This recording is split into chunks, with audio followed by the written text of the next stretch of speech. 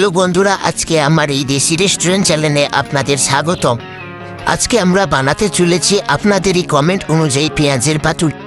তাহলে চলো বানানো যাক পেঁয়াজের পাতুরি, যেটা আপনারা আমার আগের ভিডিওতে কমেন্ট করেছিলেন। প্রথমে একটি গাছের ডালা কেটে নিয়ে ওই ডালা দিয়ে এই জায়গাটি আমরা ভালো করে পরিষ্কার করলাম।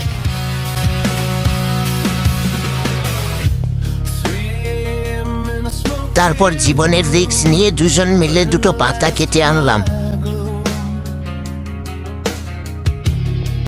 যে পাতাগুলি ছিল কাঁঠাল পাতা, না কলা পাতা, না কি পাতা জানি না, আপনারা যদি জানেন তাহলে কমেন্ট করুন। তারপর ওই জানি না পাতাগুলি নিয়ে এসে আমরা নিচে পাতালাম। এবারে আমাদের পেঁয়াজের পাতুরি করার জন্য আমাদের যেসব সরঞ্জামগুলি সেগুলি কেটে টুকরো টুকরো করে নিলাম।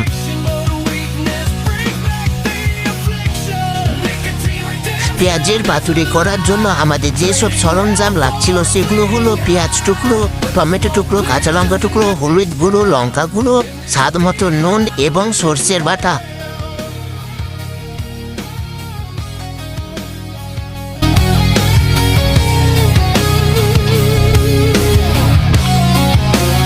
তারপর ওই জানি না পাতার ওপর সমস্ত সরঞ্জাম দিয়ে ভালো করে মাখিয়ে নিলাম।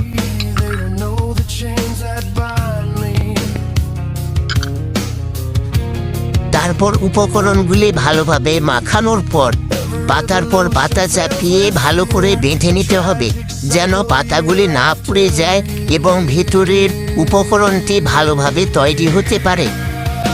এর পরের ভিডিওতে আমরা কি নিয়ে রেসিপি তৈরি করব বা কি কুক করব আপনারা প্লিজ কমেন্ট করবেন এবং আমার দেশি রেস্টুরেন্ট চ্যানেলটি সাবস্ক্রাইব করে আমাদের ওপরে থাকুন।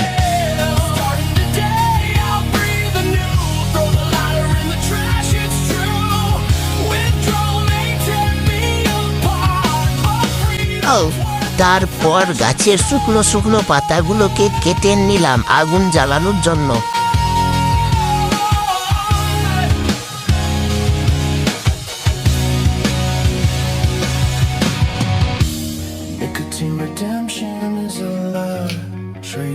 আগুনটা ভালোভাবে জ্বালাতে হবে যেন উপকরণটি ভালোভাবে হয়ে যায় এবং ভিতরের উপকরণ যেন ভালোভাবে সিদ্ধ হয়।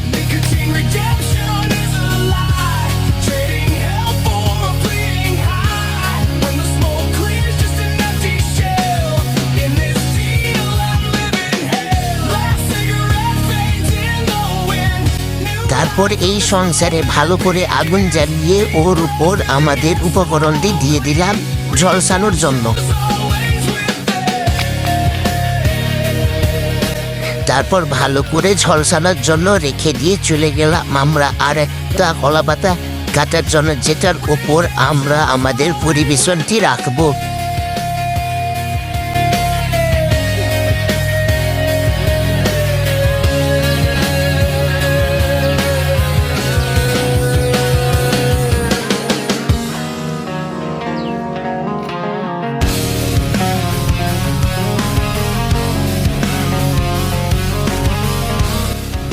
তারপর খুলে দেখি আমাদের উপকরণটি পুরো 5 ফুট এবং খেতেও পুরো 5 ফুট।